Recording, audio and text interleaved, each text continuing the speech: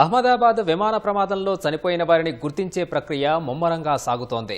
DNA పరీక్ష ద్వారా ఇప్పటివరకు 32 మంది మృతదేహాలను గుర్తించినట్లు అధికారులు చెప్పారు.